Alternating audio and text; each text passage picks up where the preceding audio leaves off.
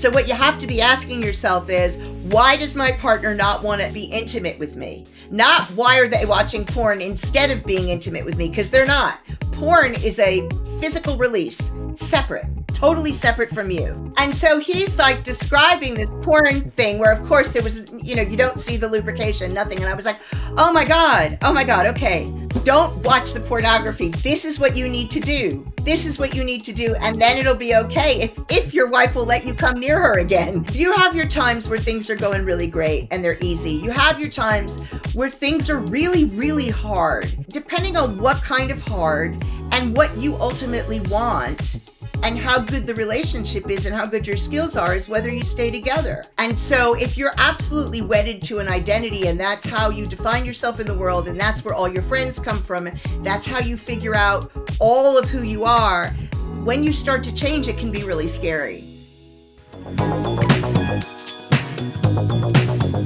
Guys, welcome to Hushed. It's been a minute and I'm so glad that I'm back. I hope everyone had a lovely Christmas and I can't believe we're going to be to 2023, but it's going to be with a bang. But today I have the amazing Dr. Lori with me. You might know her from Channel 4 Great Sex Experiment. You might know her from other platforms. But Dr. Lori, just give everyone a little bit of background. So I'm Dr. Lori Beth Bisbey. I am a psychologist and accredited advanced gender, sex, and relationship diversity therapist, a sex and intimacy coach, an author, and a presenter. And I just finished filming season 2 of Open House, the Great Sex Experiment for Channel 4. So you'll see that in the spring.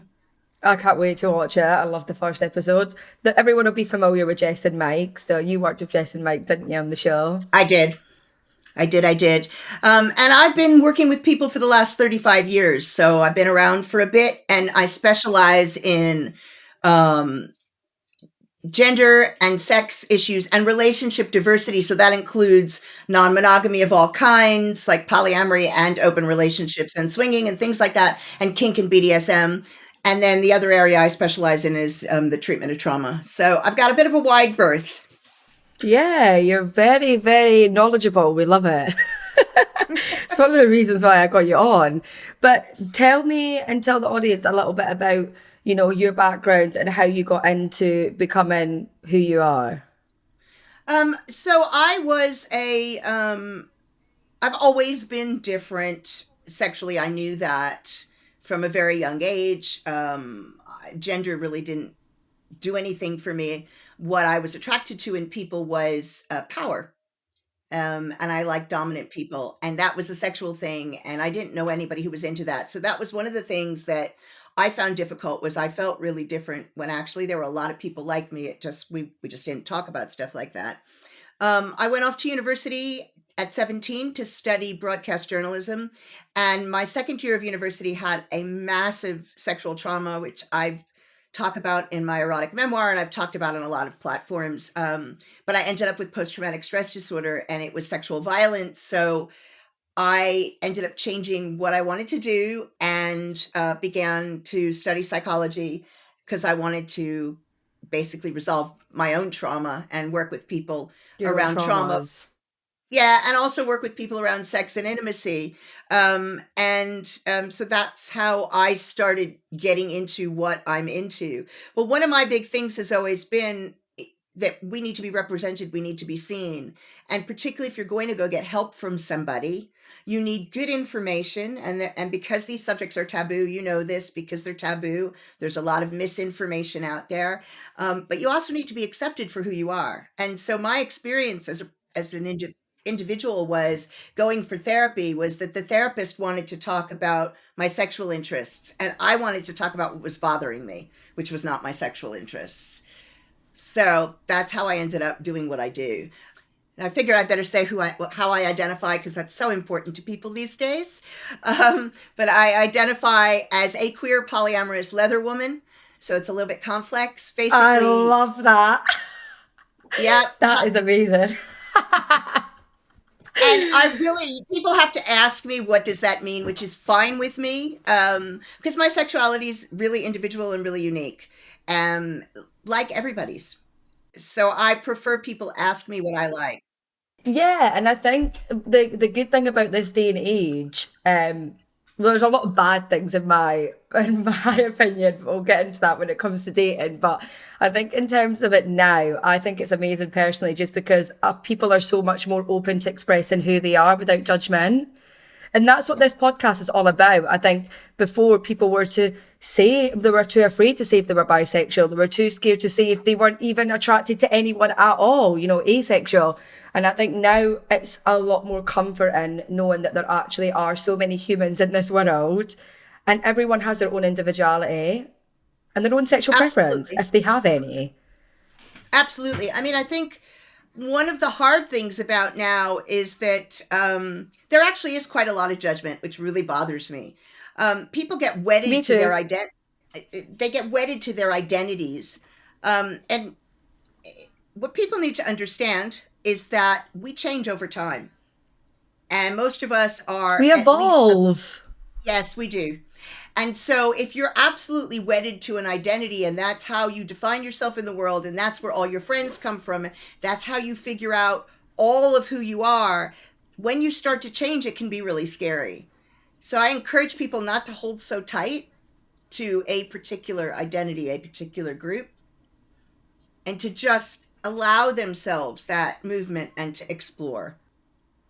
I think that's one of the big words is explore, because I think personally that it has a lot to do with background. I don't know if you'll agree, but like, your upbringing, even where you are in the world. Like, we were speaking before we started recording, but I'm from Scotland, and I love Scotland in many different ways. It's amazing, but in the smaller towns, and I guess it's anywhere, but it is a very like similar mindset of, what's everyone else doing?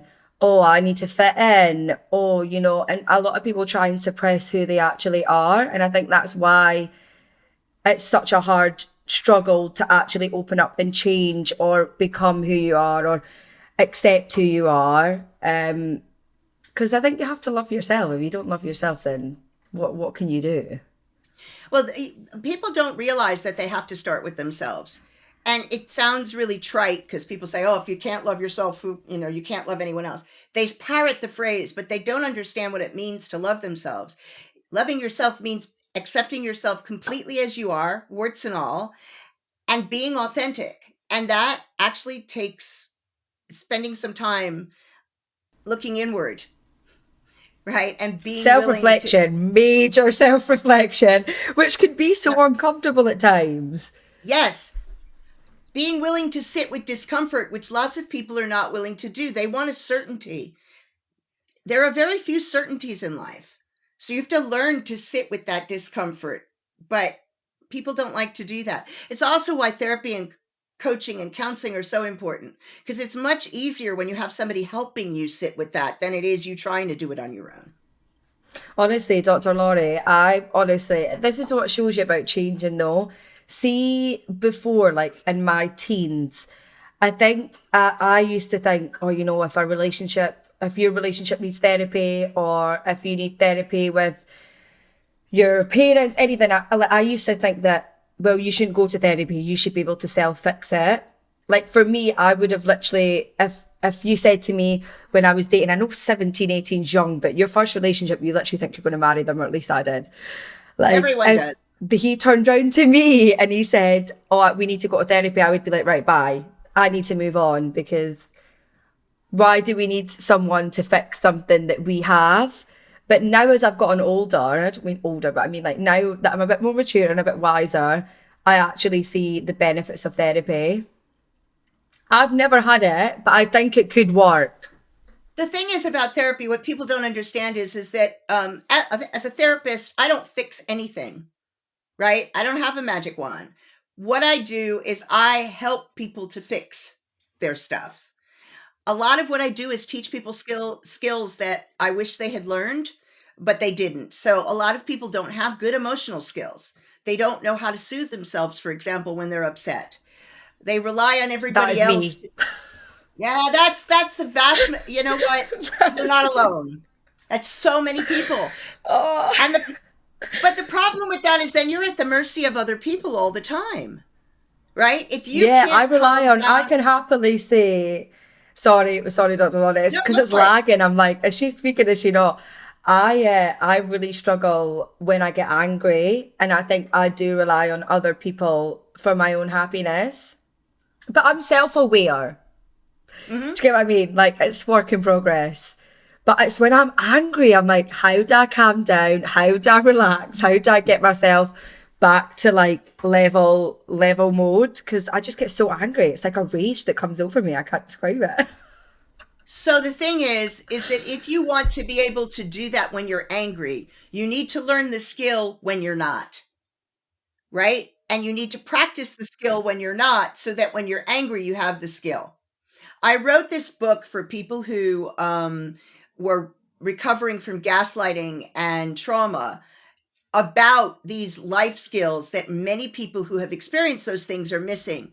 And there's a whole chapter on self-soothing because so many people don't have the skill. It's a really simple self-help book, but it's about teaching people the skills. Most people that people go, "Oh, there's something wrong with me." Right? I'm crazy, I'm odd, I'm weird. But most people actually aren't broken or damaged. They're just missing skills. And the skills aren't That's that what I'm gonna say. I'm difficult. missing skills. Mhm. Yeah. It's I mean, we Yeah, I laugh. think anger's a big, sorry, Dr. Laurie, on you go. No, I mean, I think we laugh about it, but people really put themselves down because they don't know how to deal with anger. And they think that that makes them a horrible person. For me, it's like if I'm in an argument and like there's a line that shouldn't be drawn, and I'm quite good at not going over it.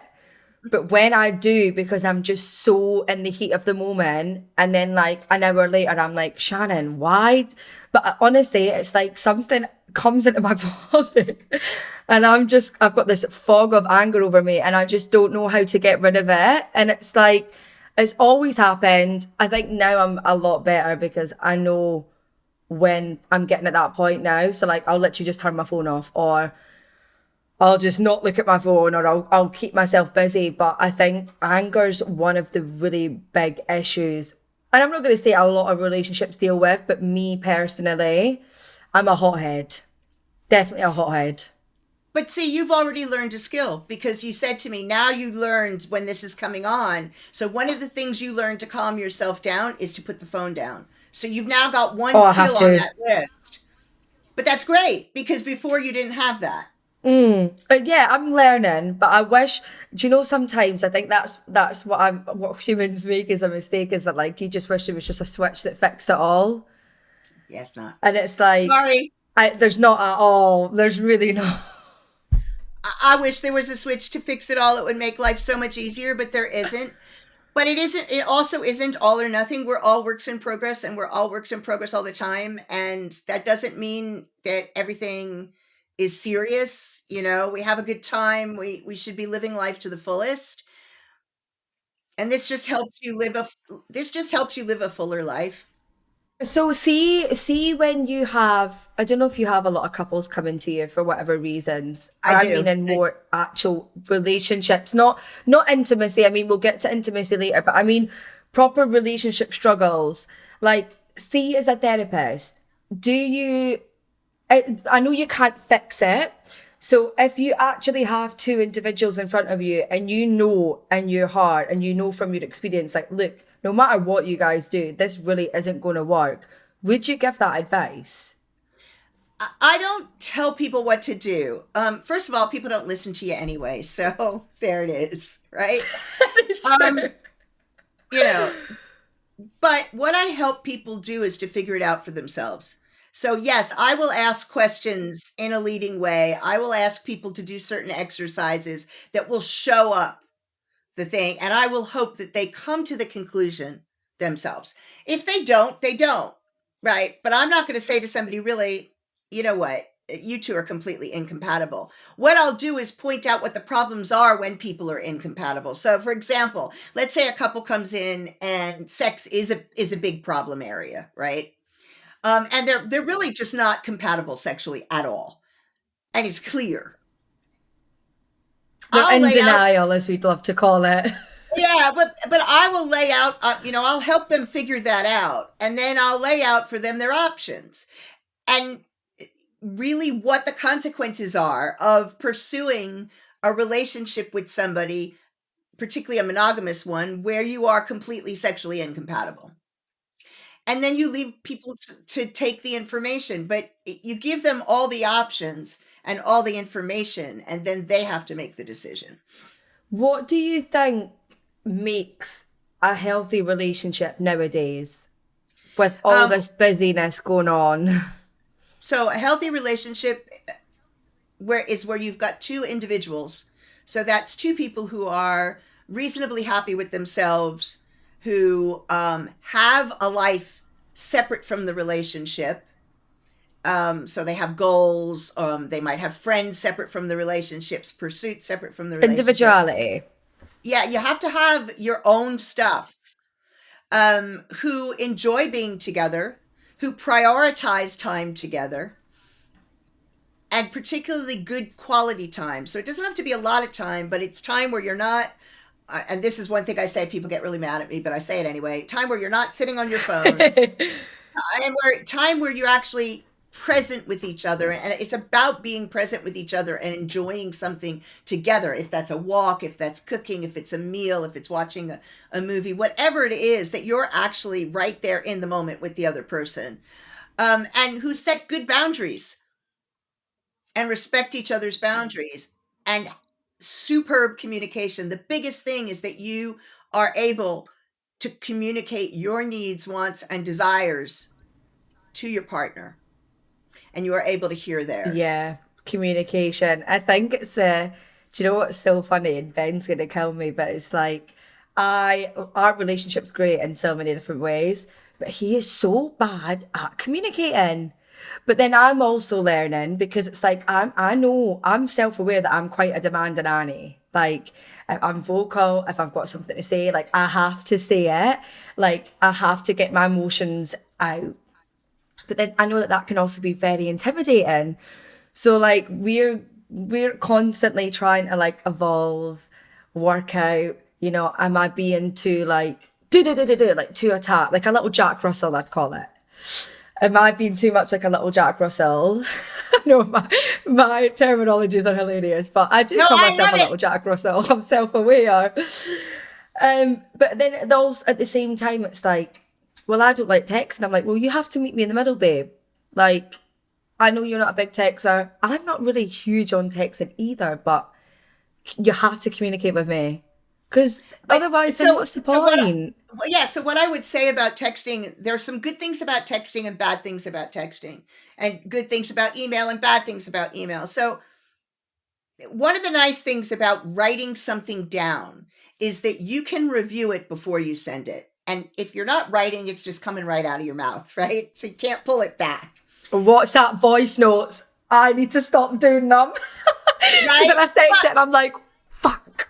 even though, or you could do the voice note as long as you listen to it before you send it, but it gives you, when you write, you have the opportunity to take that little bit of distance. But one of the bad things about written communication is, and this is not true of voice notes, because you can hear the person's emotion, and you can hear whether they're being sarcastic or they're being silly or they're angry. The problem with written communication, even with emojis, is that it's really easy to miss the actual meaning and the nuance because you read the words Yes. And the That's right. tone of the message. That's right. Even with emojis, we use lots of emojis and stuff. I mean, so I'm going to be 60 years old in March. So when I was coming up, we had no emojis, we had no internet, we didn't have any texting because we didn't have any of that, right? Like I grew How up in I the would dark. love that. I grew up and started dating in the dark ages. Okay, so we didn't have any of that. I'm serious, right? I mean, we didn't have any of that. My first dating experiences were in the 70s. And This is what makes me sad though. Like, I think this is, I really wanted to get into this, right? Was because I look at my mum and dad, Dr. Lori, right? Now, my mum and dad are not perfect, but God, do I know they love each other, right? And they've been together for Christ, 32 years. Wow. And to me, that's the idea of love, right? Because they've been through hardships, like the biggest hardships you could think of. Like, even when it got rocky, like my mum and dad are a unit. Like, we're a very strong, demanding, intimidating family unit, but it's full of love, right? And that's what I know. I think I struggle now because I've got this expectation of what I want my relationship to be like. Because if you look around, personally, I don't really see that many people saying these days, and it's not a bad thing. I very rarely hear people say, oh, I've been with my partner for like 30 years. I've been with my partner for blah, blah. I feel like relationships now have just completely changed, and people have actually lost sight of what building a life together is like. I mean, I think so. There's two bits to that. So I know of people who were in relationships, and my parents were together 57 years when my father died. And their relationship was really difficult. And it, they probably should have divorced, right? But I mean, It's honestly the one. no, I'm seriously, when I was a teenager, they probably should have divorced. They didn't. They loved each other. They did the whole thing. They were from a generation where you didn't do that. But it probably would have been healthier for both of them and for the three of us at one point had they done that. I am on my third marriage. I've been with my husband. We've been together for 13 years. We're going strong. For both of us, it's a third marriage. We finally got it right. Took a lot of effort to get to a place, We love that though. right?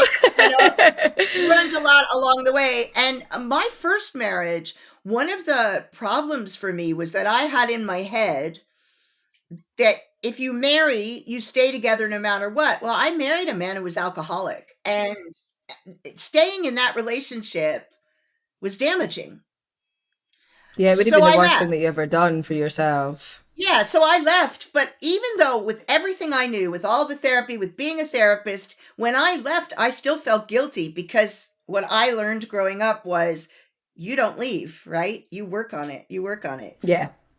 which was ridiculous. And so I think you're right that to a degree, particularly people younger than me, lots younger than me, their attitude towards longevity in relationships is very different. And That's what I meant, I think. yeah, and I sometimes think that people in your age group have lost sight of the fact that relationships require work. Hard. Do you know what? This is what I was going to ask you, right? I found it really bad. You know what TikTok and everything are like, Dr. Lori, right? And like, Yeah, I'm on it, I think so it was, I know. I think it was Hailey. I think it was Hailey Bieber. I'll leave all your links below. Don't worry. I think it was Hailey Bieber that came out and said, like, when she was talking about her and Justin Bieber, like, oh, I relate, like, marriage is hard, like, our relationship's hard.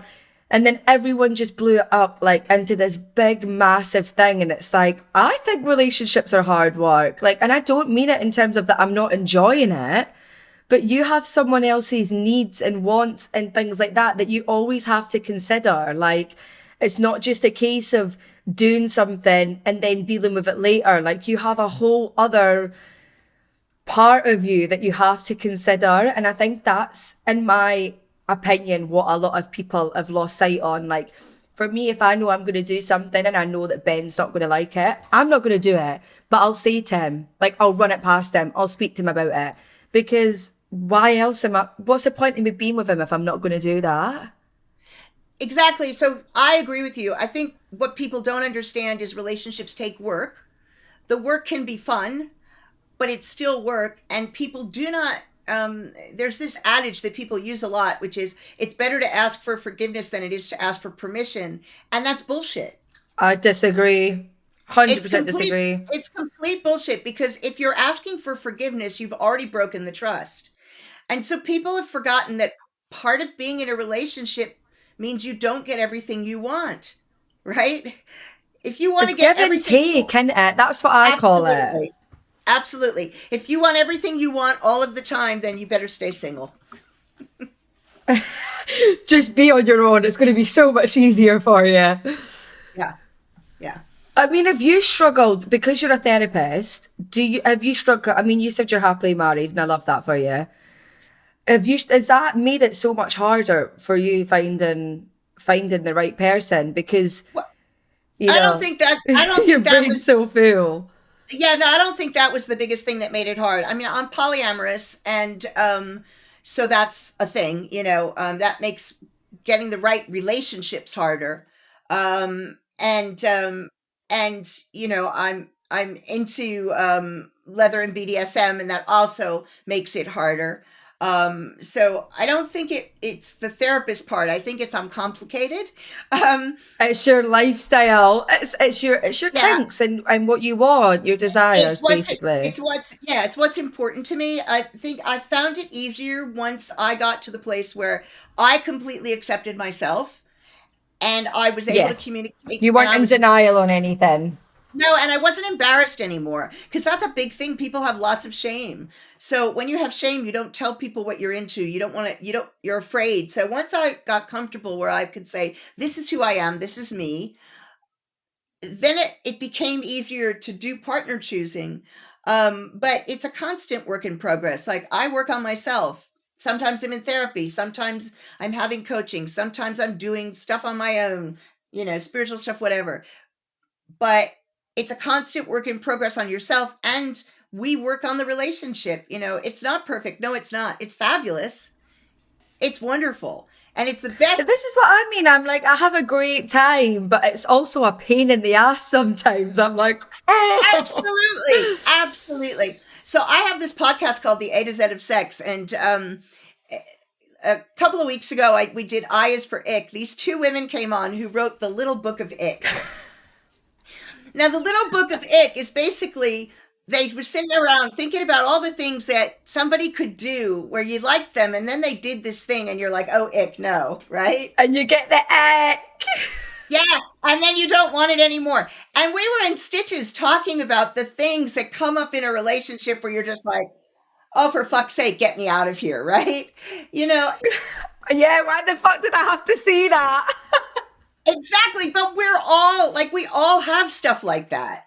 And so, I give myself the ick, Dr. Lori. Like, sometimes I'm like, shit, I'm giving myself the ick. Like, I've got secondhand exactly. embarrassment for myself. Yeah. I mean, like that for me is like the whole thing about relationships. It's like you have your times where things are going really great and they're easy. You have your times where things are really, really hard. And depending on what kind of hard and what you ultimately want and how good the relationship is and how good your skills are is whether you stay together. We made a commitment to each other to see this through. So we see the value in doing that, but that means understanding that sometimes I just like he breathes and I'm just like, you're breathing. Should just go You're over just like, there. yeah, you're irritating me. You're really Yeah, irritating me. Like, you're boiling my blood for no apparent reason. that's right. And to be able to go, it's really not him at that point. I know it's me. Right. So I'm just going to take myself over here because otherwise I'm going to scream at you. And My little just inner having Jack that. Russell's gonna come out. Yeah. It's just knowing that. And for me, also understanding that when you're dating and when you're partner choosing, you need to understand your patterns. I always tell the story that up until about 20 years ago, if I entered a room where there were 100 people and only one of them was a drug addict or an alcoholic, the only person in the room I would have found attractive was the drug addict or the alcoholic, right? 99 perfectly okay people and one, right? But you're drawn to the toxicness. So I had to figure out what was it that actually was drawing me. And once I figured it out, I found out that I could get that edge without the crap. But I had to learn that first. And then I had to be willing to wait until things were right. So I do these workshops with people sometimes where we do like a whole wish list on what you want and everything's really clear and what you don't want and prioritize and all of this stuff. And people leave the workshop and they know exactly what kind of a partner they want. And they put the list up on the fridge. And then they meet somebody in a fucking pub who doesn't fit anything on the list, but is hot, and they decide to have a relationship with the hot person who doesn't fit their list, and then they wonder why it fails. So it's like you have to be willing to have the patience and go, I'm not going for that pretty shiny thing. Or maybe I'm just going to have sex with the pretty shiny thing, but I'm not going to have a relationship with them because I know. Dabble in it, dip your toes, and realize that it's not going to be someone that you're going to build a life with, basically. That's right. Like, this is not for me. I'm going to go and I'm going to look and continue to be out there and available so that I get a better match. You definitely are what you attract, though. Like, I've had a massive year this year. I'm actually really glad to see the back of this year. But, like, I remember, like, having conversations with my mom and, like, even Ben, and, like, you are kind of what you attract. And I kind of got to that point in my life, like, kind of in summer, where I'm looking around, like, my friendship circles, I'm looking around the people that I've got with me, and I was really unhappy, like, with the way that I was being treated. And I'm like, wait, like, this has to kind of also be my part to play, because why am I attracting these people in my life? Do you get what I mean? And then I had to remove myself from the situation. Like, I kind of hid in my house for a bit. Being honest, like, I hid in my house for a bit. I got in my feels, and then I actually started to, like, work out why I'm attracting these people, because I don't even enjoy their company. Like, I'm not liking their energy. I'm not like being around them. I'm seeing the way that they're treating other people. And I use that as a major scale on how people treat me. So if I'm around some of my friends and I hear them talking shit about someone that we were with at an event, like, the night before, and then I see them, like, out for lunch or, like, drinks, like, the week after, I'm like, how the fuck can you do that? Like, how can you sit and chat shit about someone and then go and do that? And I had to proper sit and reflect on, like, the people that I was inviting into my life and why they were there. And I think that's one of the big things that people don't realise, is that if you actually are attracting people like that, you also have to look at yourself. I did anyway. Well, you look at yourself, but you also look at the patterns. Like, so some of that may come from a childhood pattern that you don't even know is there. And so you have to figure out, what is it? Why is this attractive to me? Why am I interested in this? And work that out. But also, one of the things I always tell people when you're dating, look at the way the person treats wait staff and service people and the way they talk to people that they don't have a relationship with, other than one that is a business paid relationship, where they're paying for a particular service, or, they're in a retail shop. How do they treat the staff there? That'll tell you an awful lot about their view of people and how they treat people. How people are. Do you know what's so funny, right? Is TikTok really annoys me sometimes, because I see, like, pop-ups of things and I read it, I listen to it, and I'm like, how do you think like that? But for me, like, a lot of girls and even boys, like, they'll say, oh, I can't be with a woman that's so close to our mum, or I can't be with a boy that's, like, such a mummy's boy. But see, for me personally, I look at how, like I said to you earlier, I look at how people treat people, and, like, of course, no one wants, like, a partner that's glued to their mum's hip or they're glued to their parents' hip. But I honestly think that the way that people sometimes treat their parents is also a reflection on how they'll treat your partner. Like, I want my partner to have respect for their mum. I want my partner to love their mum. I don't want them to be glued to their hip. Like, it's a bit strange, but I don't get these girls that sit and say stuff like, oh, he's so close with his mom, like, I hate it. I'm like, why? I think that's actually, like, a really nice thing. Well, I mean, it is a good indicator when you look at how people treat just anybody around them. And there's a difference between being close and prioritizing a parent over your partner, Yes. right? There are some people who prioritize their parents all the time over their partner, and that's problematic. Yeah, you're not building not in a horrible way, but you're not building a life with your parents. You're building your Truth. life with who you're choosing to be with. Like, you have to, your parents are always going to be your parents, but there has to be a time where it's like, well, this is my person. They come first. Like, I think I struggle with that, because my family are in Scotland. Ben's Mm-hmm. family are in Milton Keynes. It's sometimes really hard juggling both. Yep. But like for Christmas this year, he came up and spent Christmas Day with us. And then it was like, my mum and dad are like, next year we'll 100% come down. It's give and take. Like, Yep. I obviously felt really guilty that he wasn't spending it with his family. But then at the same time, I was like, but we have to make sure that we're prioritising each other. So I was like, well, next year it'll be the other way around. Do you know what I mean? And it's like, it's only the 28th. My mum would have loved to have me till over New Year. But I'm like, Mum, we've spent Christmas Day and Boxing Day with you guys. It's fair that now, we go and spend it with Ben's family. And I think that's hard as well because it's like you don't want to upset your family, but But it's, I families mean, are that's a strange thing when it comes to relationships. truth. I mean, but that's why boundaries are so important, right? So you have to be able to set boundaries with your family and with each other. And again, that's another skill that a lot of people don't have. They never learned. And it feels really odd when you first start to do it, but it's really important. Otherwise, you end up miserable all the time. Do you think it is a really big red flag when someone does like if you've got a partner and like they are very close to their mum and that's it. The epitome of their life is their mum and then it's like there's no room for anything else. Would you say that's a red flag? Yeah, I would be concerned by that. I would. Because yeah, I but that, would. but I mean, it's a red flag because hey, there's no room for you. But you have to know what you want. If you don't really care to spend too much time with a partner, maybe it's not a big deal, right? And this is the thing, it's like there's no textbook on it, is it? Because everyone's so different and what pisses some people off, other people don't care about.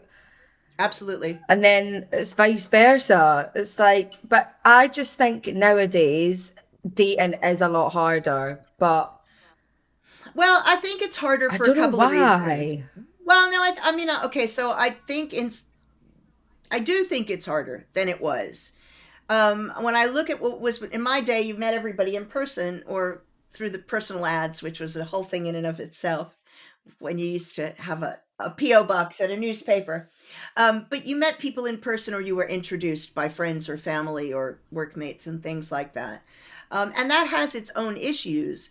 But now you've got the expectation is that you're going to meet them usually online, that you're going to communicate with a whole bunch of people, many more people that you may not go any further with, that you're going to invest the time in texting and writing and apps and all of this in a way that you didn't used to do. And there, advantages of working with apps is that you can get to know a bit about a person before spending time when you're absolutely not compatible. But the disadvantage is that if you haven't been in person with them, you can invest 6 months in somebody, get face to face with them, and there's no attraction whatsoever.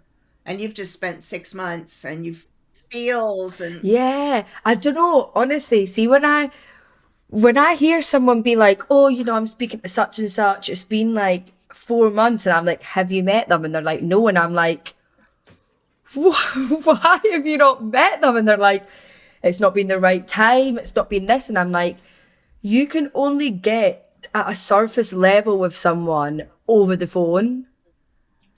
I mean, Like, you have to meet them.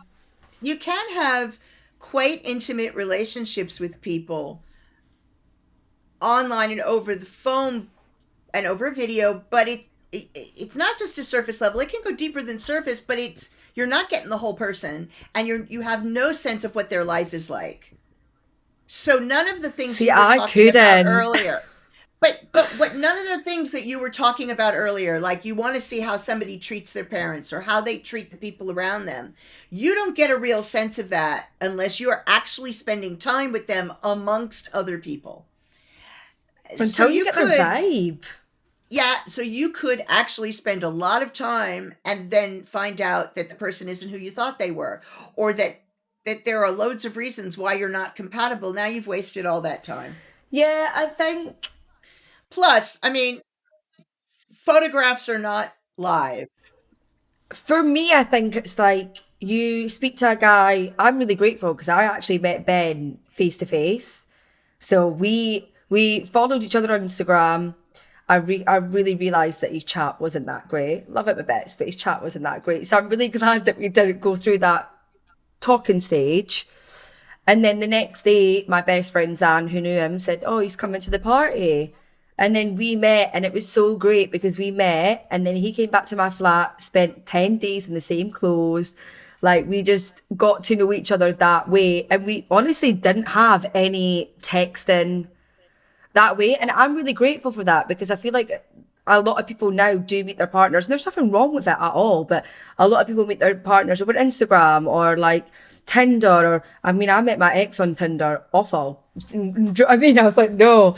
But I'm really grateful that I've got that because we actually managed to connect. And then that's probably one of the reasons why we do struggle now, because when he's away, we didn't do this texting thing. And it's So like, we we're met. not used to it. Yeah, no, we met. My husband and I met at an event, and then we were long distance for 6 years. So we met in person and cemented that, and then we were long distance and we were back and forth. So we got used to. We didn't do so much texting though, because we're both older. We did a lot of video chat, right, every day. Yeah, That's I mean, how. FaceTime and all that stuff. Thank Yeah, God for it, eh? But, yeah. But we met in person first. oh, where did you guys meet? Just at an event? Yeah, at an event in California. So he was Oh, working. so was he, you guys live together now, don't you? Oh yeah, we're married. We live together. You know, whole 9 yards. So 6 years you guys done long distance. Yep, Wow. yep, yeah, long time. That's amazing.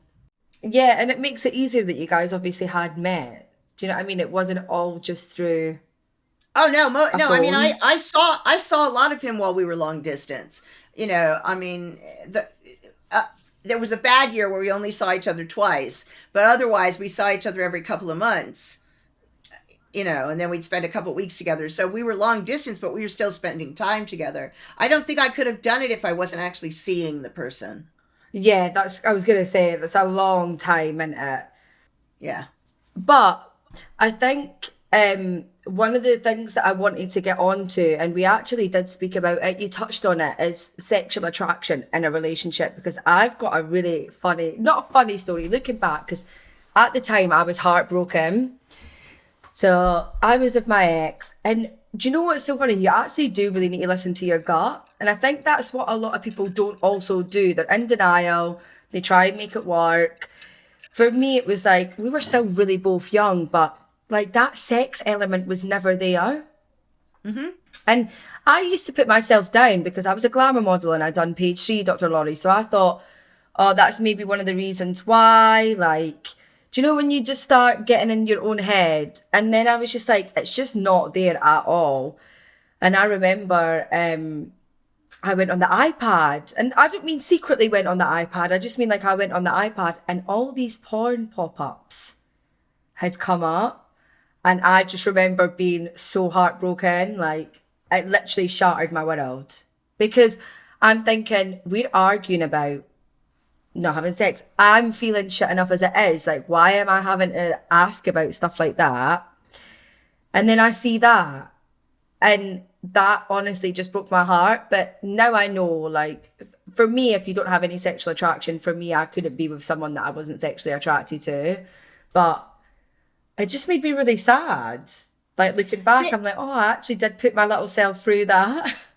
But I so should have just so walked away. I mean, I did, but I mean, so there's two things that come up for me with that. I mean, one of the things is that pornography and pornography use doesn't necessarily have anything to do with sexual attraction. People use porn to deal with anxiety. People use porn to fall asleep at night.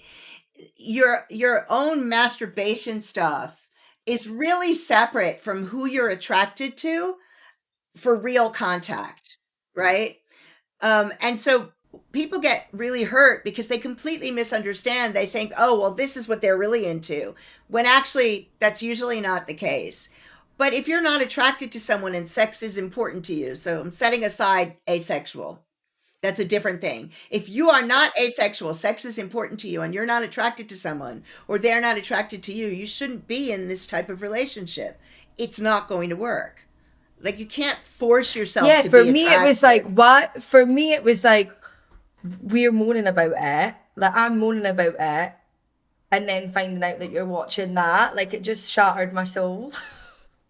Yeah, That was and but horrible. I remember, honestly, and horrible. and and part of the reason that you felt so bad is because the connection for you was you don't want to have sex with me, but you're going to do this.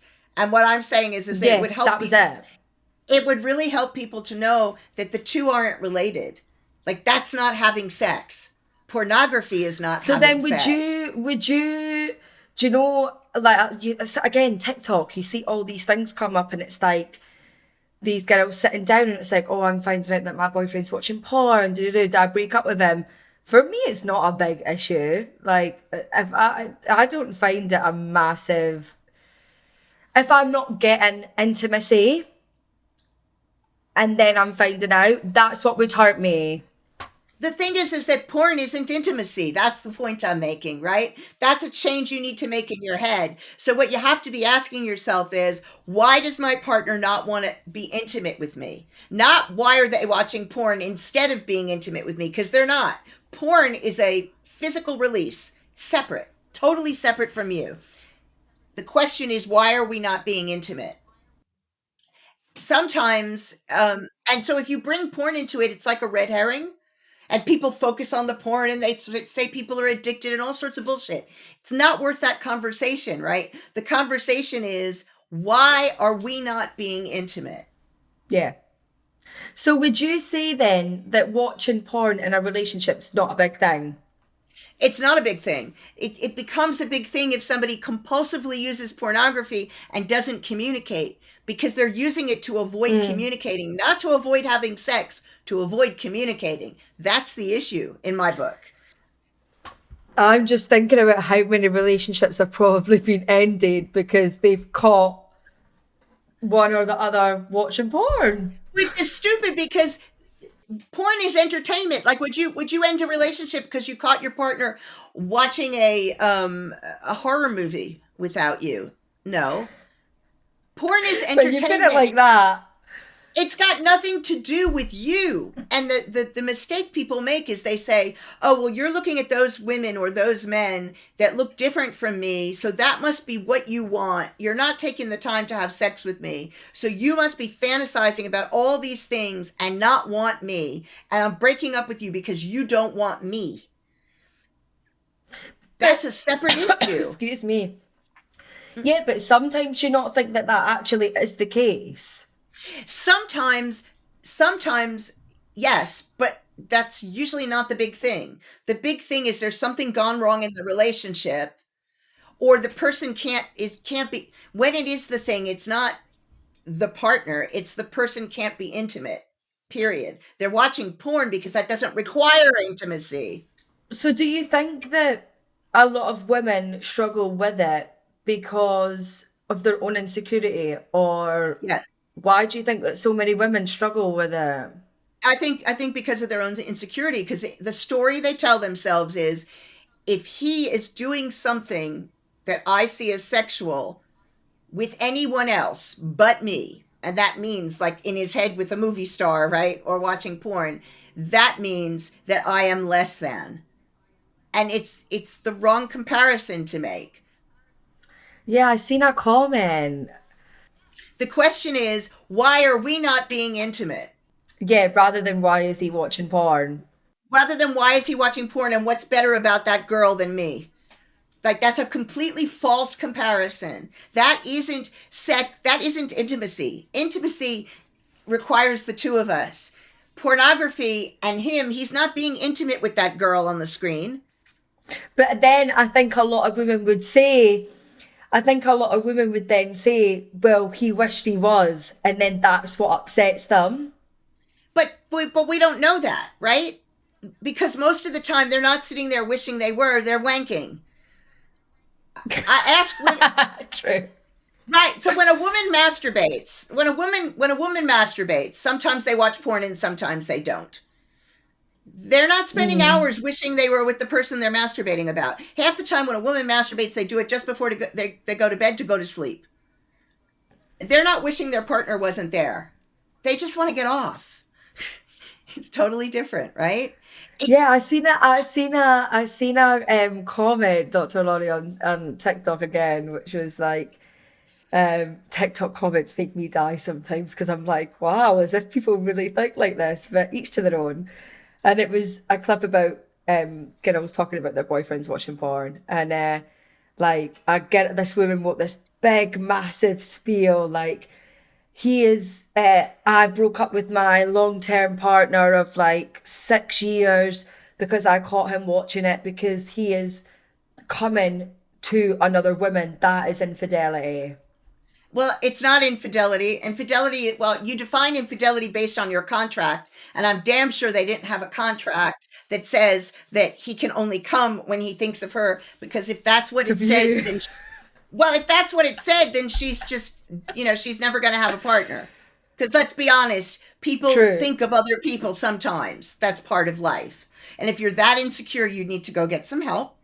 But the other part of it is that, look, people watch pornography and wank because it's easy. It doesn't require a conversation. It doesn't require asking what somebody's needs are. Foreplay. No Doesn't require foreplay. getting undressed. Nothing. It doesn't require anything. All it requires is it's a passive way of getting off. You don't have to do anything. You don't have to take care of somebody else. That's why they spend time watching porn. It's a diversion. It isn't because they'd rather have that person than you. It's because they don't want to work for it. And there's nothing wrong with that. And they just can't be bothered after their long shift, or absolutely they woke up and they can't be bothered. They woke up at 3 a.m. and okay, so here's one. Like, they have kids, right? They have kids. Their wife's been up every 2 hours fucking feeding the baby. They wake up horny. Are they supposed to wake their wife up who hasn't had any fucking sleep and go, yeah, I want to be intimate with you. Let's shag. Let's have sex. Let's make love. They'll just get a big knockout. They'll get knocked out. That's right. So it's like, oh, I've got a hard on. Let me go and take care of this. I'm being polite, right? Or they come home from work and they're too tired to actually connect with somebody, but they're horny. That's it. And it's like, right, thehub.com. Yeah, and I think it is mad how different people think about it, because people think so strong about it. Like, I'm on the fence about it, personally.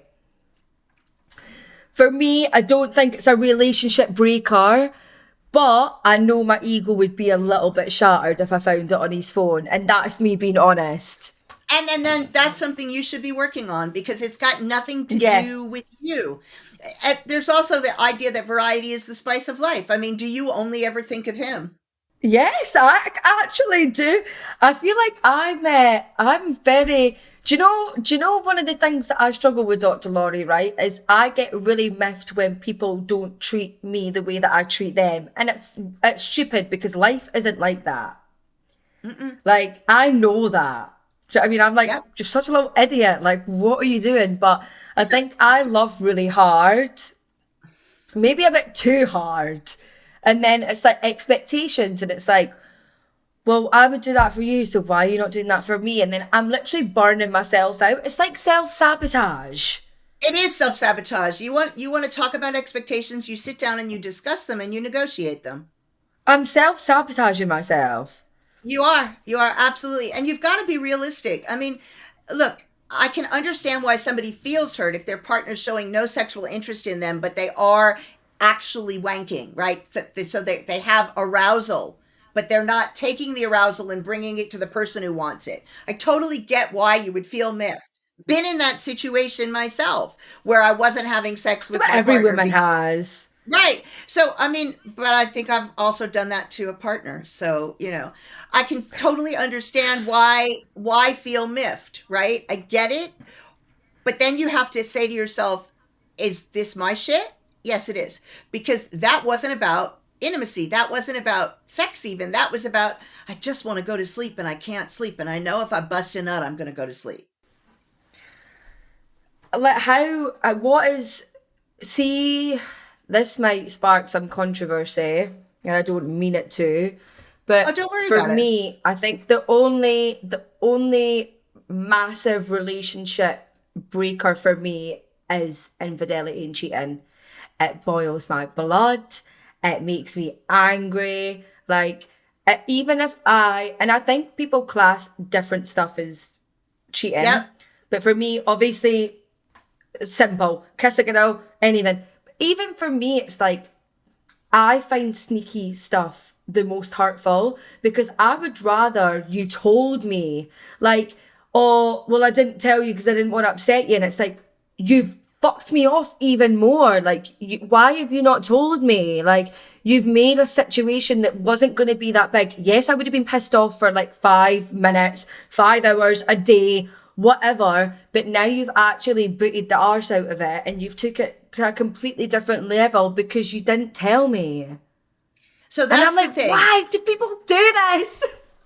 Because first, for a couple of reasons, they do it because they hate conflict, and because they're too stupid. Sorry, they're too stupid to actually play it to the end, right? Like, because they don't take the time to go, I hate conflict, but if I do it this way, we're going to have conflict for longer. Better bite the bullet, right? They delude themselves into believing their partner won't find out, which in this day and age is stupidity beyond belief. People always find And out. it's just like, why? So the thing about infidelity is it's not the sex that pisses people off, it's the dishonesty. That's why infidelity is so hard to come back from. You can come back from it, but that takes a See, ton of work. I could never. That's me being honest, Dr. Laurie. I could no, never. fair dues. I mean, I hate lying. And I was in a non, I talk about this a lot, you can be unfaithful in non-monogamy as well, because you break an agreement. And my previous husband did that. And I couldn't come back from that because I was like, we had an agreement. All you had to do was tell me something and you could have been shagging everything in sight, but you chose instead to lie to me. Yeah, it's a simple principle. For me, it's like, um, infidelity for me is so hard to grasp because, like, it's like you said, it's not the sex part. Obviously, that's a huge part of it. Like, I've never been cheated on that way. One of my exes, I caught him messaging this girl. And the funny thing was, is I wanted it with a relationship anyway. So I was like, thank fuck that you done that, because bye. But I think my heart breaks for people, a lot of women especially, like when they find out like that their partner's doing it with their friend or something. And it's, for me, it's the thought process. I'm like, how can you actually like work, do the whole deed, but like hide it, lie to their face? Like, it's the But lying that's and the principle for me. lying is for most people because it's the breaking of that trust. I mean, for me, actually, the sex didn't mean anything. I didn't give a shit. I mean, I'm non-monogamous, and so I don't care if you're interested in somebody else. That's perfectly fine, right? I'm interested in other people, but it's the lying and the bullshitting and the hiding behind someone's back, and I can't tolerate that. Now I work with people. I can't. It's like, I just can't fathom it. It's just like, I could never. And hats off. See people that obviously have got families, and then something does happen and infidelity does happen. I don't have kids, so I'll never understand. But I kind of comprehend a little bit why you would try in terms of your family unit, right? I get that. Wanting to try for your kids, but I could never be that woman. Sometimes people want to try because they can understand how they ended up there. For example, if somebody's been ill for a very long time and refusing sex because they've been ill and their partner's been saying to them, listen, we need to figure something out because this is really problematic for me and I don't want to cause you problems, but it's been over a year. And, so sometimes things like that happen and then it's Oh, about working 100%. that out. Different factors like that. Yeah. But it's Like still really, some people can reflect and be like, oh, yeah, actually, I kind of did push you away a bit. yeah, but it's still much harder to come back from that because you've broken a trust. I could never. It makes me angry actually thinking about it. And that's just like, that's the biggest, for me, that's the deal breaker. It's like sneaky little lies that I know are gonna build up to something, or for me, it's just honesty. Like, I'm gonna be honest with you, even if I know something's gonna piss you off, I'm gonna tell you, because like, you're just gonna have to, at least I'm coming to you with it. And I don't mean when it comes to cheating, I just mean in basic principles of Yep. relationship I hate, dynamics. Like, I absolutely hate lying, full stop. Like, you come to me and you talk to me about it. You don't go and do it behind my back, because it's just going to piss me off. I call it And fucking the job. Like, you fuck the job if you lie to me. That's it. You fuck the job. What is some of your, see, when it comes to your clients, what is probably the number one issue that comes up a lot when it comes to no, relationships? I mean, because I deal with people who have all types of relationships, but I deal with a lot of people who are non-monogamous and kinky and things like that. Um, For people that don't know what non-monogamous is, I've done a episode with Poppy. She was polyamory, but just tell people it means that you date multiple partners. You have more than one right. relationship. So consensual non-monogamy is the umbrella term for people who have more than one relationship at a time. For some people, it might just be more than one sexual relationship. So, for example, people might be swingers, and so they go to parties and they have sex with other people, but they don't have any romantic relationships with anybody else. That's like one side of the scale. For other people, you end up on polyamory, which is the other side of the scale, and that's where people have multiple love relationships. So full on dating and love relationships. So you've got all sorts of variation in there. But all of this is by consent. So people talk about it and they agree to it. And each couple or group come up with their own set of agreements and expectations, and as to how they want to do this. So I get a lot Yeah, of me people and come to Poppy were me. talking about it. Mm, Polyamory. Sorry, Dr. Lori. no, it's We were okay. talking about it, and I remember I said to like Poppy, like, is it not adding more feelings? Is it not adding more in the mixture? And she kind of broke it down in a really nice way. She was basically like, well, no, because we're all consenting to it.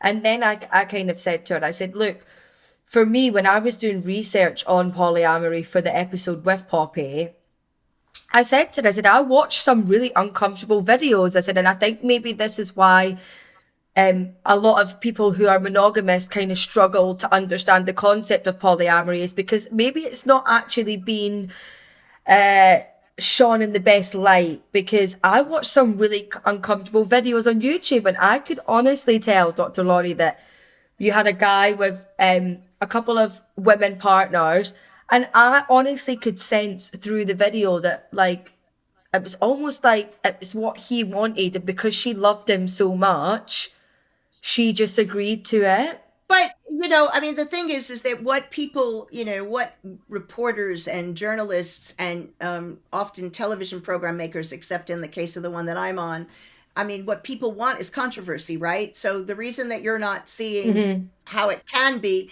is because what people end up watching over and over, so that gets presented to you when you put it in YouTube, you're going to see all the hot messes first, because that's what people are interested in.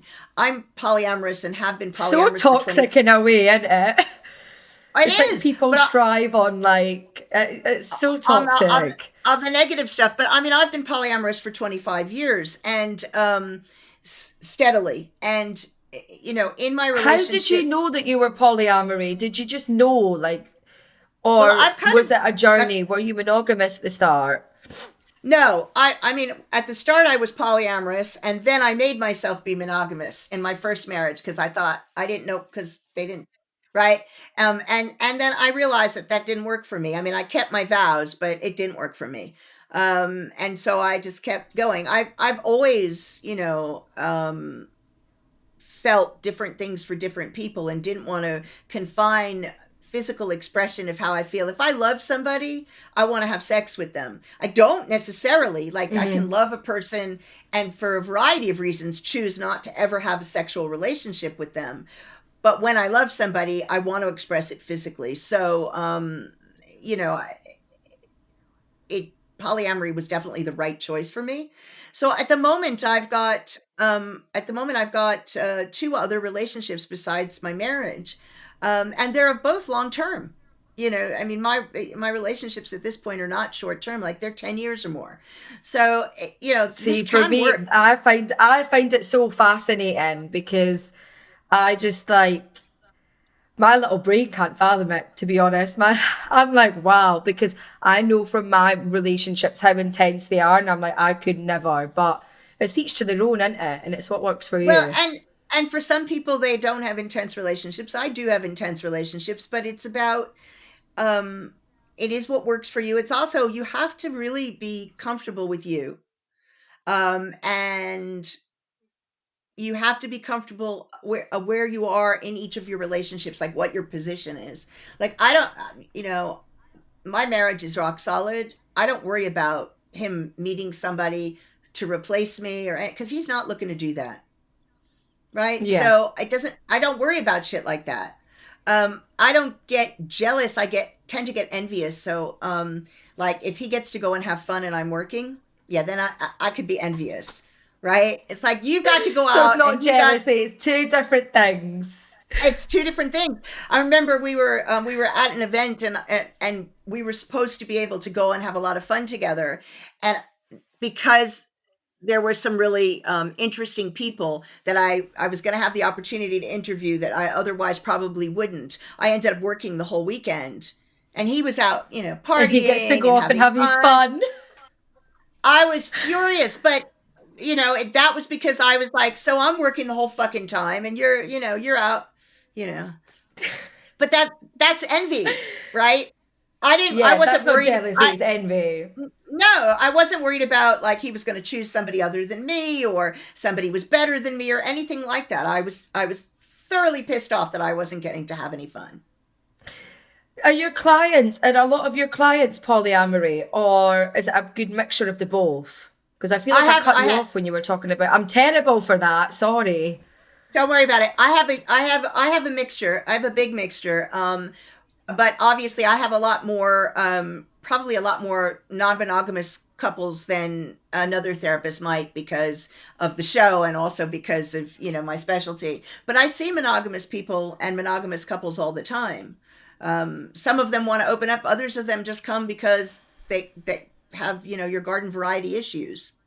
They're not having Yeah. sex or, you And I know, think they're yeah, I arguing. think intimacy, this is what I was going to say to you is how do you think, um, how do I, not how do I word it, but see when you are with someone, how, and obviously sexual attraction, it's a very hard thing to maintain for so long when you live with someone and like you breathe with them and you share a bed with them all the time. Do you have any tips in keeping intimacy alive in your relationship? Absolutely. The thing that humans love mystery. And so one of the reasons why it's hard to maintain it over a long period of time is there's no mystery left. So you can't go back. You know everything. Right. So you can't go back to day one, but you can artificially build in mystery by building in anticipation. So this is where texting is great. So, um, you know, make sure that you have regular date nights and please don't make them dinner and a movie all the time, right? Like be creative about what a date night's going to look I like. know my date nights, Dr. Laurie, we done shrooms and I love Oh, mushrooms by wow. the way. But we done shrooms and we went to a really cool art exhibition and it was honestly one of the best days we've had. It beats Right. dinner, wine, like Yeah. it I mean, you beats know, all of if that. It was amazing. Yeah, absolutely be creative like that, but also like lead up to it. So if you're going to have a date night where sex is on the menu, sext each other, right? Do sexting. Do I voice can't notes that are do this. sexy.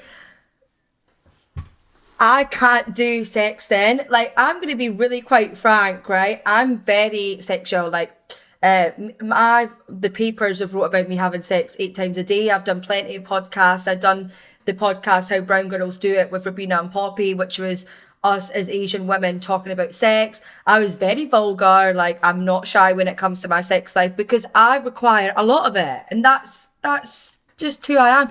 My connection with my partner, to me, is like getting into bed, getting in the fields, having a great time. Like, we don't need I say more, but like, people get so shy about talking about sex, and I'm not like that at all. Like, me and Ben, he's going to kill me, but because I know that the papers will make shitty headlines, whatever they want to do, right? But like, we'll have a long drive from London to Scotland. We'll stop at the service stations. We'll spark it up. We travel a lot because his job, like the beach, like I need to keep it alive. Like, and I love it because he's the same. It's like, that's like our safe space, but it's not to the point where that's the only intimacy that we have. No. But I know I've got a really high sex drive, so I need it. But I feel like people are too scared to talk about it. And I'm like, it's such a healthy thing, but I cannot sext. I can't do it. I don't know what to say. I'm like, wait, what am I doing? But you have no trouble talking about it, so do voice notes instead of sexting. Right? Do you know what we were talking about? The ick. I give myself the ick. I mean, it's something, it may not be for you. It may not be for you, but it is something to practice. So don't do your own stuff. Read a piece of erotica. There's all sorts of good written stuff out there. There's all sorts of good audio stuff out there. Don't get me wrong. Sending sexy photos and things like that. So, I got it. That's not an issue. So, right. It's so talking. That's fine. Right. So do that and use somebody else's words. Right? Use somebody else's Just Googling how to sex my boyfriend. I actually have an ebook on that, a short ebook on 10 tips for sexting. Yeah, sort me out. Yeah. I'll find it and I'll send it to you. But the thing is that you want anticipation. And that's how you keep it alive. You also try new things together. Be open to trying new things together. Think creatively. Go to things go to public things. Go to a burlesque show. Go to the restaurant where you eat in the dark, right? Because it's sensual. So it doesn't have to be sex. Yeah, it can be sensual keeping stuff alive, isn't it? Yep. Go to a sex party. Go to a nude beach. I could never. Do you know what's so funny? I've got a lot of, especially with Ben's job, like I say this on all of my podcasts, but I think it's one of the reasons why I am the way I am, because I meet all these amazing people. Obviously, I've got my glamour background. I know so many of my friends are like sex therapists. A lot of them are kink. They do, like Juliet as a kink teacher, so she does loads of bondage things. And I love it because it's like, I love hearing all of our stories, but then I know that I could never be that person. Like, for me, I could never go to a sex party with Ben. I'm like, no, it's us two. I could, and I think it's important to know that as well. It's like, important. I could never do that. It is important to know that, but before you say never, you can go to things like that and not interact with other people. So it can be fun to try. It just doesn't interest me, honestly, Dr. Lori. That's like different.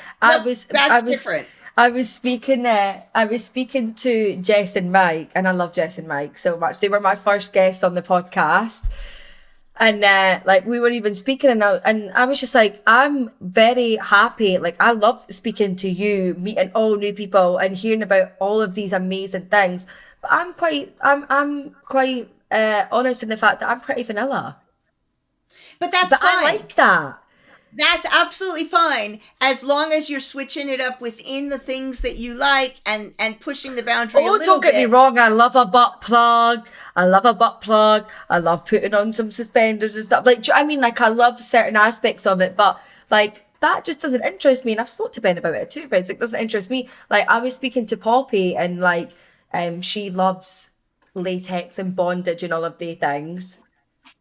And I just said to her, I just love having intimate, amazing, love you sex. That does it for me. That's it. I mean, the thing is, that's great as long as you are going to do enough things that are different with each other and have enough anticipation built in and make sure to make the time to spend with each other. Then you'll keep it alive. It's when you stop doing that that things get stale. Do you think that people struggle in their relationships because they suppress a kink, or they hide a certain kink from their partner, or they don't know how to introduce it? Because I don't know what you'll think of this, but I had Sherry, who's the oldest dominatrix in the UK, on the podcast, and it Yeah, sparked she's a lot of lovely. controversy because yeah, I love Sherry. Honestly, we had a She's hoot, lovely. Dr. Laurie. Honestly, she's amazing. But she got a lot of stick because she admitted that married men came to her. And like I said to her, I said, look, the interview that Holly and Phil done with her this morning, it kind of made me a bit uncomfortable with the way that Holly was speaking to her. And I said that to her. Because she was making out that Sherry was obviously cheating with her slaves if they're married. And No, I want to okay, get your take on it. so here's the thing. Sherry has no contract with the other person's spouse. I hate when people do this. I hate when people give shit to the other woman. You know, Yeah, me homewrecker, too, blah blah because blah. it's women that take it. Right? But they don't have any contract with that spouse. The contract is with your partner. So if your partner's cheating on you, the person you'd be angry at is the person who you have the contract with, your partner. That's who you direct your anger at. She runs a Yeah, business. I This agree. is her business. As a personal individual, I won't sleep with somebody who is not being honest with their partner. That's me personally, Never. right? Me too. That's me personally. But I also won't give shit to a professional who has clients that are married because they don't have a It's contract a with that person. job. It's their job. It's got nothing to do with That's right. them. And not only that, but I have to say this, lots of people suppress kinks. Lots of people don't talk to their partners. I Yeah. advise people if you are kinky, before you get involved with somebody heavily, you don't wait 6 or 8 months. It's upfront You when you have meet the to lay it person. all on the table. Lay it out there because otherwise, I mean, I do get people who come to me, they're with somebody 10 years and they've never told their partner the thing that really turns them on. And they come to me to be able to help them have that conversation. And it's really hard if you've built a life with somebody to hear that your partner has this whole secret life in their head, even if they've never gone to see a dominatrix or anything. They've got this whole secret fantasy life that you know nothing about, and you thought that you were really, really intimate, That and you don't makes you even know think what that turn. everything that you knew about them was a lie. That's right. So it's really important that you're upfront about these things. And if somebody's going to be squicked by it and go, ick, or ew, that's disgusting, you don't want to be with that person anyway. No, because then they're not meant for you at all. Yeah, absolutely. So it's really, to me, same thing with non monogamy. You don't bullshit about that. You don't wait and then tell somebody. You tell them Because then when you're you all, know. Now, because in my eyes, if you do that, and I don't know if you'll agree with me, like obviously you don't have to, but for me, like if you do that, for me that says more about you, and I don't mean it in an aggressive way, but you're building a life with someone, right? They think that they know you, you probably know all of them, and then you try and introduce something like that so far down the line, you're literally I would say shat on because I'm Scottish, but like you're literally shitting on everything that they think that they know about you. so one of the problems, there's two occasions when this happens where I understand. One is sometimes people don't realize something about themselves. So like for example, somebody might not realize they're bisexual and suddenly, they've been working on themselves, they're feeling comfortable, and one day they're like, "Oh shit, this is me." And then you're like, you've been in a marriage, and so you say to your partner, "I've realized this about myself." You have to deal with it then. Another time is where somebody's just felt so ashamed that they haven't been able to mention it, And I can't be really mean to people in that circumstance. But the reality is the consequences of waiting is that everybody's life ends up in an upheaval.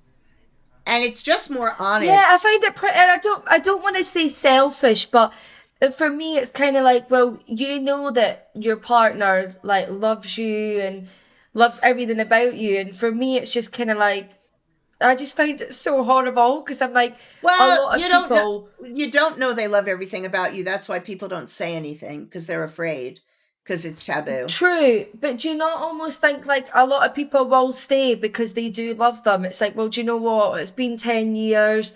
I'm going to have to just accept it. Like, it is what it is, and I'll try and get over it. Yeah, I think some people will stay, but sexual, like we were talking about earlier, sexual things are pretty intense. So, women who find out that their partner cross dresses, Yeah. that can be pretty intense, and it can be pretty intense to get Yeah, I through. don't know what And I would do in that situation. and if it's something, for example, that you just are not only not turned on by, but you're disgusted by, then what? Like, this is the You're thing just your really partner's. not comfortable with it. And so then we're in a situation like, how does this person get their needs met if you're monogamous and your partner's like, yeah, no, that's a hard no. So that's why it's so important to do the work and figure out what your desires are before you enter that relationship, and then to bring it up at the beginning. It's like, I know who I am. I don't get involved with anybody that isn't dominant, right? Because it does nothing for me. And so I'm like, really, That's one of your needs. that is like my bottom line biggest attraction.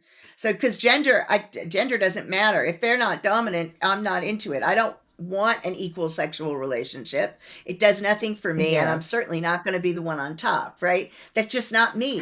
So, It's not who you are. no, I mean, I may be that way all sorts of other places in my life, but not sexually. So for me, like, that's upfront. And if we meet and we like each other and we're talking, like, that conversation happens at the very beginning of the get to know you. Because for me, it's like, I know you may feel awkward to talk about sex this early, but it's really important to me. And this is what I'll say. It's really important to me that you understand where I'm coming from, because if we're not compatible, we shouldn't waste each other's time. I Right? know. I think overall for me, I just find like relationships so complex. And I just find it a really sad thing sometimes when relationships just don't work because of other factors. Like we were talking about it earlier, parents. Or for me, it's not really sexual attraction. I think it's like other outside factors, like other people's opinions. Because I remember like with my ex, I don't think I've ever said this, but like one of the reasons, apart from the sexual attraction thing, which is a whole other thing that we've dived into, Yeah. like I really couldn't gel with his mum. And it wasn't a case of anything that I was doing. I honestly had a feeling that she was racist. And that's such a big Huge thing. statement. But it was like, honestly, Dr. Lori, my mum looked at it like, well, if you have grandchildren, right? So I wasn't allowed to bring curry back, right? Curry's a huge thing in my life. I love curry. I wasn't ever allowed to cook it in the house because she didn't like the smell, which is fine. But like even honestly, like see It's bringing an not Indian fine. takeaway back to the house, it's not. It's really not. I'm making excuses, right? Because I'm trying to be nice on the podcast, but we brought we went out for an Indian and we brought it back, right? And they were in the living room just watching the telly, and she literally put a pillow over her face, like, ugh, the smell, proper going in. And honestly, I've never felt like that small in my life. And I would know I'm quite a hothead, but when it comes to like your partner's parents or stuff, like there's got to be a level of respect. And like I was trying to keep it in, and I'm like, she's making me feel so uncomfortable. She kept going on about the smell. She wouldn't move the pillow away from her fucking face, right? And then his dad got involved, like, put the fucking pillow down. Like, she was trying to have a conversation with me, like, talking to the pillow. And I'm like, I'm half Indian. You know, this is a huge part of my culture. Like, and then I ran upstairs and like he didn't even have to say anything. Like he knew, he apologized. And then I came home and I told my mum, and when I tell you my mum was ready to knock knock him out. And my mum looked at the bigger picture and it was like, well, if you guys have kids in however many years, we cook curry, they come in the house, are they going to get treated different to his sister's children? Blah, blah. And that is honestly the moment in my heart where I knew that was it. It was just after Christmas that this happened. And then it was the start of lockdown, I was like that. No. I just knew in my heart, I couldn't look at her the same. I couldn't even be in the house. It just made me feel dirty the way that she made me feel. And I knew it. There was like a borderline energy of the whole relationship where like there was some comments made about turbans. Like I remember when we first met and like I came in the house and it was like, oh, like my family were so shocked like when they seen you and your family because they thought that like your mum and dad were going to have turbans and blah blah. And I just, looking back, I'm like, the level of fucking disrespect. So my first husband was English, which is how I ended up in this country. Because I grew up in America, and my first husband was English, and I'm Jewish, and that's racially rather than ethnically rather than religiously, Yep. right? And so he told his parents, and his mother, his mother had issues with me. But his father wrote me this letter. Disgusting. His father wrote me this letter welcoming me to the family. Now, his father was this kind of lovely bloke, but still, right? The racism was there. So he wrote me this letter in which he told me about, because he served in World War II, and he told me about his Jewish friend. And I was just like, so the only Jewish person you've ever known is this guy, right? Like, and he was like trying really hard and he was trying so hard, and it was so clear to me that, this like kind of threads ran through it. It was really uncomfortable. Really uncomfortable. Horrible. It's a relationship breaker. It's like, I feel really sorry for beautiful interracial couples. I mean, my mum and dad are the same. My dad's Indian, but my dad's very dark. Indian, my mum's white. Like, so my son was bullied in school for being Jewish, even though, I mean, his father wasn't, but because it's matrilineal. It's fucking disgusting. My husband's black. So we've experienced our fair share of interesting things. Well, it makes me really sad, but like even there, so not yesterday, the day before Boxing Day, like I love Scotland, you've moved to Scotland, but I've experienced a lot of racism and I never really talk about it. I love how we're going so off topic here, but it does all come into one big mold. Yeah, and, relationship. We were in an Indian restaurant, right? Now, this is an Indian restaurant that we go to all the time. It's in Dunfermline. It's called Apricots. The food is amazing, right? And, okay, that's not that far, so thank you. It's not. You have to try it. It's amazing. Yeah, right? But Ben had never, like, my dad has got into a lot of trouble with, like, the criminal system, all of that. But it all comes down to race. Every single time. It's been flipped on my dad's got into fights or whatever, but it all comes down to the P word being said or horrible stuff. And we went into the Indian restaurant and Ben had never experienced it before, but he still keeps saying it to me. Like last night, he was like, I still can't believe that happened. And I'm like, I know. We went into the restaurant and we sat down, and at the side of us was two really drunk guys. Now, it's a Napoleon restaurant. So the waitress, beautiful woman, was going over and he was mocking her really bad, very drunk. And my dad felt really uncomfortable, and then all we heard was the P word. Now, I'm not going to say it. Disgusting word. It's never going to come out my mouth. And then my dad got really heated, like, we need to move. And Ben's like to my dad, like we'll move. So then we're walking up the restaurant, we know the owners really well, and my dad like whispered to the guy, like, you really need to get these guys out, like they've been racist. He's listened, got up and stood up, like, you pee, da da da da, do you not know who the fuck I am? Get back to your own country in the middle of this restaurant in front of everyone.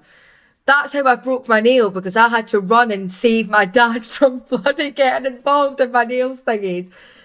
But it's a big thing in Scotland. Sorry, I went on off on a tangent. No, I didn't but even know if this will make it into the podcast, but it's interesting because there are places where I know it's a big thing, and then it's not. Like, we've had the complete opposite reaction. I mean, we're laughing. Our big joke about the village we moved to is that we've completely changed the demographic of this village, because he's Black, I'm Jewish and queer, and my son's queer, and so like we've just kind of diversified the whole fucking village. But people are being amazing. People are being really nice. Like, we haven't had an issue yet. And we may not, and we may also, and we're kind of aware that you don't. But I'm blessed. No, I'm really happy, because coming out of the relationship that I had, where I literally felt so strange, and like, honestly, my dad was a stripper. Not that that matters, right? But my dad was a stripper. My mum and dad are so open. Like, I've got the most amazing family. Like, I've spoke about it on the podcast. Like, I do shrooms with my family and nature. Like, we're a very open household. And I think Ben sometimes even finds that intimidating, because I've got a really strong relationship with my family, but not to the point where it's overbearing, because I'll always put him first. And my mum and dad know that, because my mum and dad always put them first. But like, I come from such a strange background that I think my ex, like, when the comments were made about the turban and stuff like that, and that was right at the start, I wish I had the fucking balls to be like, what, why have I done this? Yeah, well, it's a learning process, right? It's a learning process. And now I've got a boyfriend that's mixed race like me, and I know it sounds really silly, but like, even when we were having sex, that I would be really weird about the colour of my vagina, or like, I would feel really insecure about certain stuff, because obviously I've got olive skin tones, and I'm like, looking back, I'm like, why did I even put myself through that? Whereas now I've got Ben, and it's like, we're both mixed race, we've both got ethnic backgrounds. The reason you put yourself through it is because that's all you learn about, right? Like, that's what I was talking about earlier. The thing I was saying about, people not having good information. Like, it's amazing to me that they still don't teach women that vaginas come in all different colors. And this is like a huge thing. And but not only that, but like, when you get older, your vagina gets darker. Yeah, I fell out of love with the way that I was feeling, like, because I was like, wait, I'm a bit darker down there than I am anywhere else. What's going on? And when you get older, your skin will get darker too. Yeah. And so, but people aren't told that, so they freak out. They think there's something wrong with them. The amount of information that we're not given, it's amazing to me. It really is. And if the only issue I have with pornography is that people treat it like it's education, and it's not. It's entertainment. Oh, and it's not at all. It's entertainment. Me and Poppy were speaking about this. Like, people that watch it, and it's like, they think that they're going to be able to squirt after 5 minutes of penetration. It's like, what is going on here? Like, you need to learn about your own body. And not only that isn't even real squirt. So I'll never forget this. It's probably a good one to end up on. I will never forget this. I get this note on Facebook. I was doing a talk in a group that was for African men. Okay, like, from Africa, and they asked me to come and do a talk about sex, and specifically about pleasing a woman. So I came and I did this talk, fine.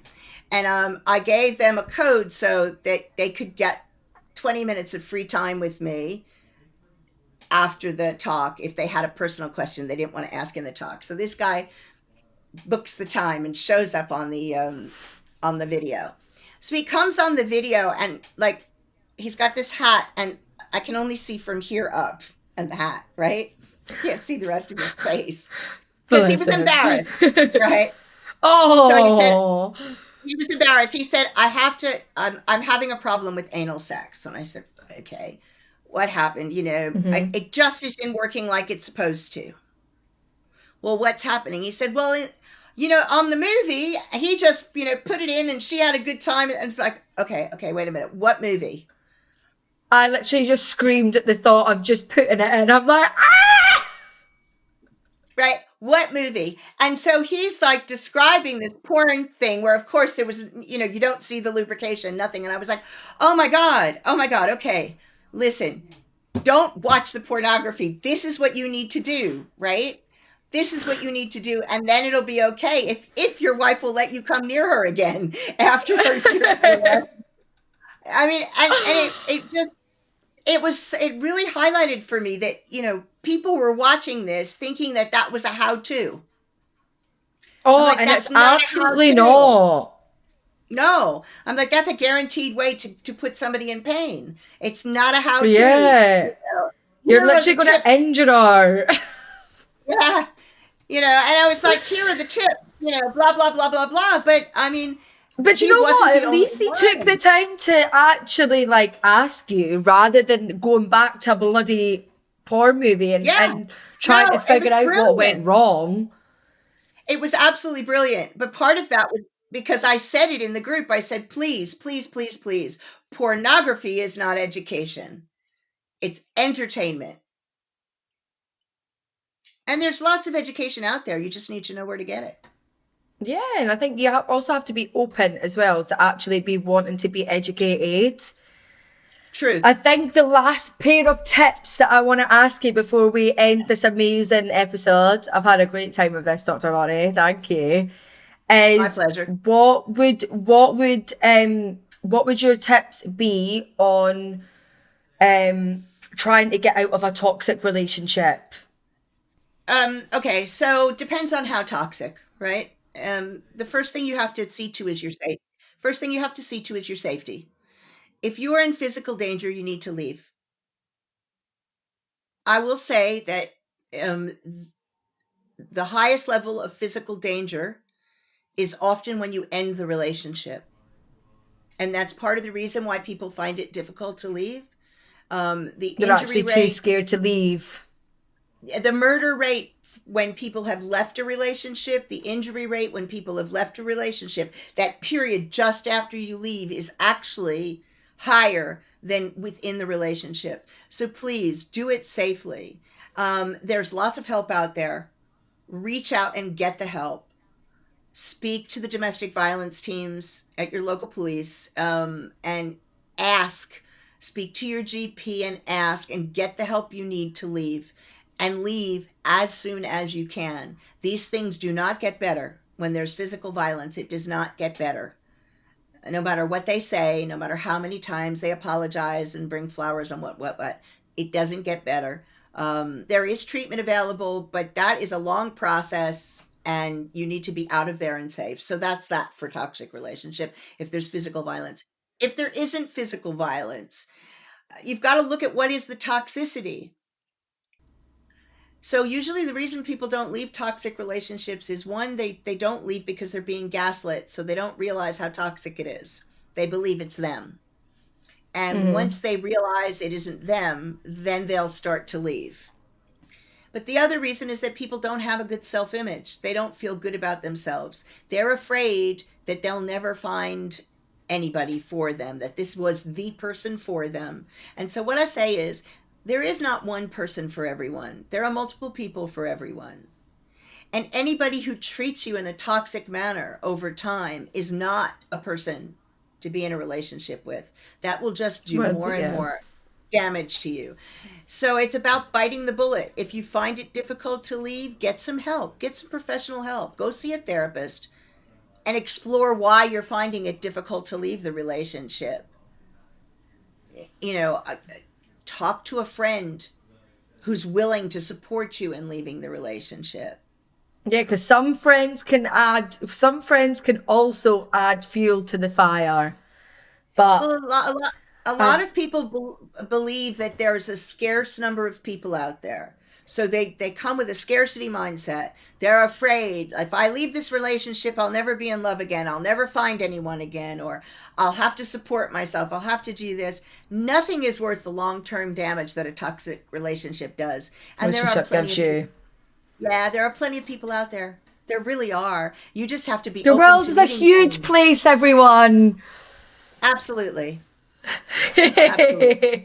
But Dr. Lori, this has been amazing. Guys, make sure you check out Dr. Lori's podcast.